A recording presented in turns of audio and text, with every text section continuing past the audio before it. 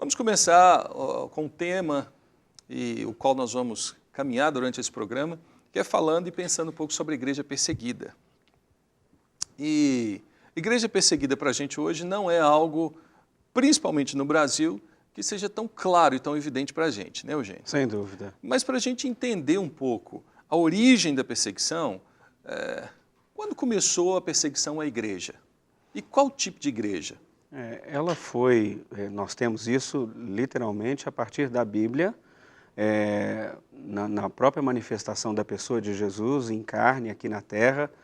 Ele veio ao mundo, né, como Filho de Deus e encarnado, e justamente quando ele se apresentou, foi uma das primeiras observações, que assim a gente pode dizer, lá no Sermão da Montanha, ele já avisa, olha, vocês... Já prepara as pessoas que viria perseguição. Quando ele diz lá em Mateus 5, 5:12, bem-aventurados vós sois quando foram perseguidos por causa do meu nome, e vos injuriarem por causa do meu nome. Essa já era um indício de perseguição. Sem dúvida. O que nós temos hoje é uma compreensão um pouco diferente de perseguição.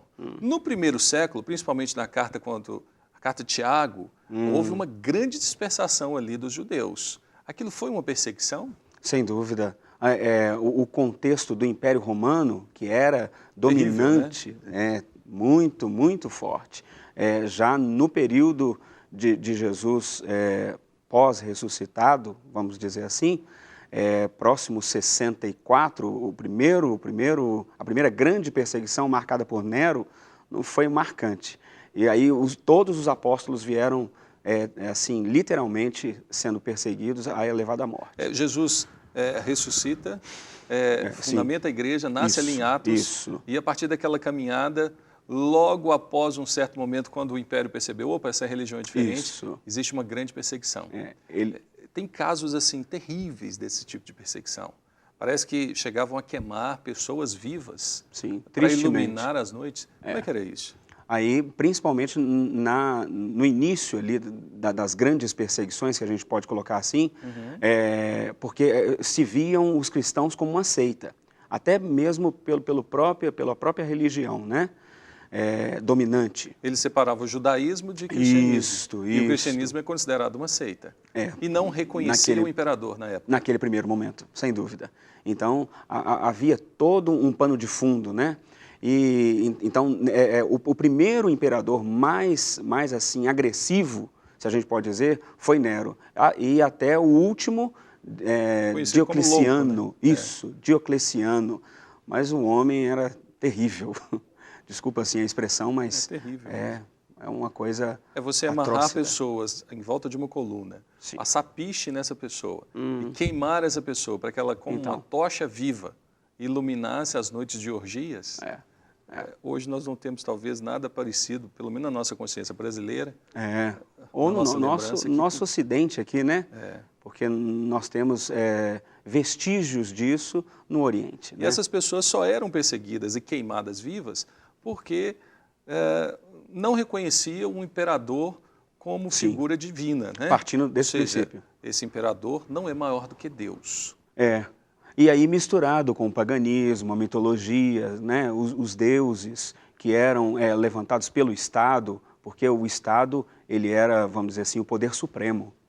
E aí ficava como uma ameaça ao Estado. Ou seja, levantar um Deus que seja maior do que o imperador, eu posso comprometer o poder estatal. Sem dúvida. E César, ele era, assim... César era, vamos colocar assim, na mitologia grega, algumas coisas, mas principalmente nos estudos dos grandes imperadores, eles se achavam deuses. Os imperadores, a marca dos imperadores, eles eram ditos como deuses, né? Chegaram a um ponto de ser reverenciados. Então a figura de um Deus, a partir da imagem de Jesus Cristo, colocava em descrédito. E aí a pessoa vivia num dilema, ela tinha que optar, ou eu sirvo ao imperador, ou eu sirvo a Jesus. Até uma linha fina, se a gente pode comunicar assim, que nessa perseguição e nessa afronta ao mesmo tempo, era uma afronta para o Império Romano, eles poderiam ter outros deuses, outras religiões, vamos dizer assim, né? Mas desde que reconhecessem também César. Isso. Aí que estava o perigo, né? O perigo eminente, porque Cristo era soberano. E os seguidores de Jesus reconheciam Jesus. Será que hoje estaríamos preparados para uma situação como essa? Porque nós temos um Estado laico que nos garante a liberdade religiosa. Isso. Mas em determinadas nações existe uma religião oficial e você tem que adorar aquele Deus, reconhecer aquele Deus como o único Deus. Talvez hoje, em outros termos, será que passamos por esse momento de negar Jesus de um lado para ceder à pressão de algo que nós consideramos Deus? Como é que nós enfrentamos isso numa sociedade brasileira? Esse tipo de perseguição é viável na nossa vida hoje, nas igrejas de hoje, Eugênio? Agora é uma opinião pessoal. Sim. Eu creio, por convicção, que nós ainda não estamos preparados para uma perseguição desse nível. A faca no pescoço, negue Jesus. É muito fácil a gente negar Jesus. Meu Deus, é perigoso. Vamos falar que é muito fácil, deixa eu corrigir minha fala. Isso. Não é que seja fácil, mas não sabemos até as onde proporções, estamos preparados para isso. Isso. Há pouco tempo atrás, o pastor Márcio me mostrou um vídeo, nós não podemos mostrar esse vídeo na televisão, todo mundo vai ficar curioso para saber, verdade. né? Mas era um vídeo onde um rapaz era morto, colocaram ele no piso, no chão, pisaram na cabeça dele e com uma faca que nós utilizamos em casa, perguntaram, você nega Jesus? Você afirma que Jesus não é Deus? E aquele rapaz assim, muito calmo, manso, ele não falou nada. E ele permaneceu assim, em paz. E aí cortaram a cabeça dele vivo. Sim. Ele foi decapitado, né? Sim. E aquele vídeo me impressionou tanto que eu fiquei uns 3 dias assim, meio aéreo, refletindo sobre a minha própria vida, sobre os valores materiais, valores financeiros, o que é importante para mim, o que é importante, porque brigamos por tantas coisas pequenas.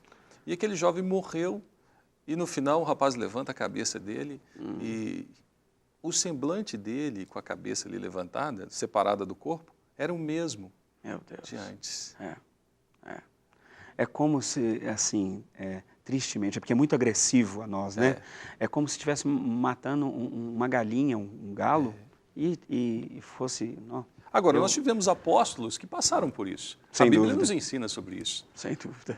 Estevão, o primeiro mártir, marcado preciosamente. Como é que ele morreu? Nosso Pai, apedrejado. Está lá em Atos 7. Isso. Ele discorre a antiga aliança como uma propriedade preciosa, gloriosa, e aí... Morreu porque tinha uma convicção, né? Acho que falta convicção hoje para a gente ir até o fim por Jesus. Você que está lecionando em vários seminários, praticamente os seminários mais citados de Belo Horizonte. Meu Deus.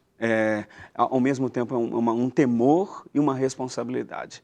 Mas, assim, falta em nossos corações essa convicção de que Deus é fiel, que Deus é vida, mas, ao mesmo tempo, se for para a gente entregar a nossa vida física, Ele vai nos sustentar. Aí é convicção de fé, respaldado pela palavra, lógico, dependente do Espírito Santo. E a forma como eles eram mortos, ou a forma como eles eram punidos, não era simplesmente uma morte por envenenamento, era terrível, era pelo sofrimento. Sem dúvida. As pessoas eram mortas naquela época, crucificadas de cabeça para baixo. Que outras formas você tem estudado pela história da igreja?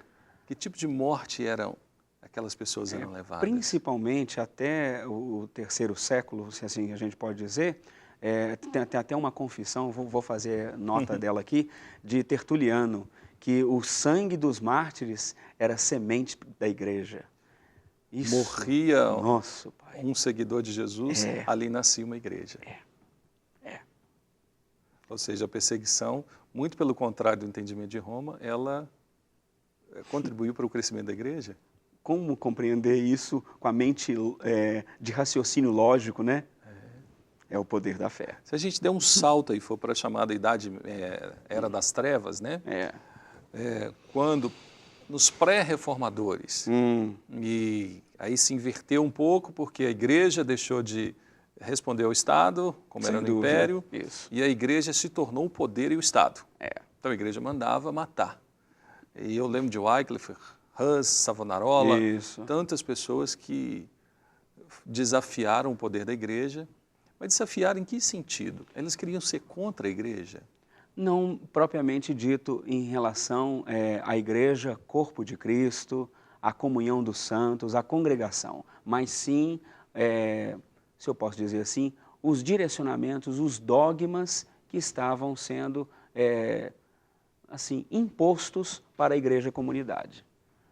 Você disse, por exemplo, a igreja construiu uma ideia de que para você ser salvo, você tinha que pagar. Sem dúvida. É uma famosa frase do Tetzel, quando uma moeda tintila no gasofilácio, uma alma pula do purgatório. Né? Eles eram contra isso.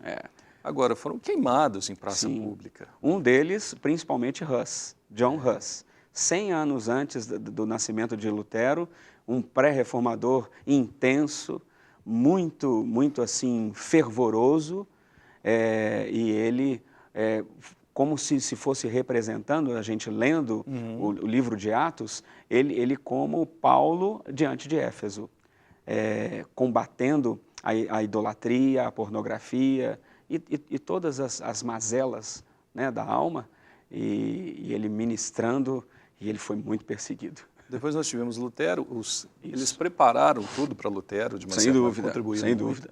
A gente Lutero não pode chegou a ficar disso. escondido. Até uma nota, a gente não pode esquecer de maneira nenhuma que houve toda uma preparação. Lutero foi a ênfase, foi em destaque para a marca da reforma.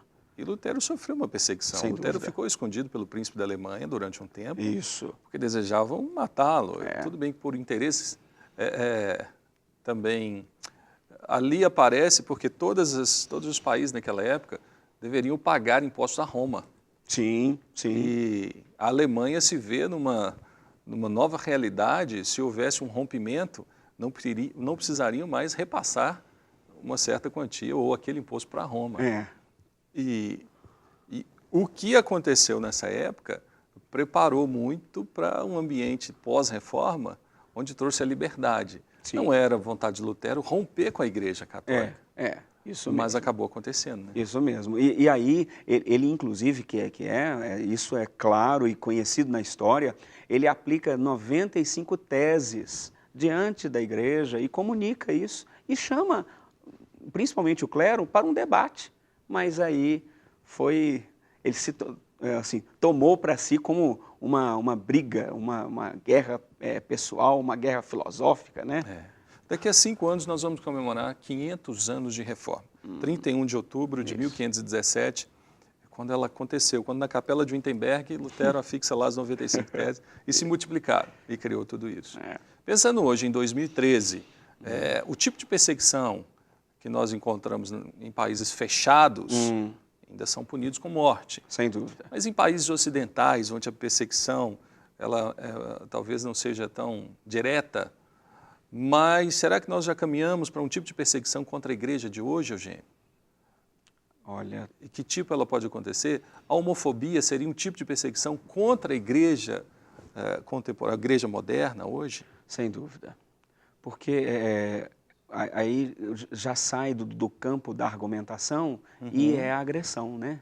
Até o ponto de vir a agressões físicas por palavras, por maneira de expressar, a expressão, né? Isso aí, assim, até no nosso país é uma identificação.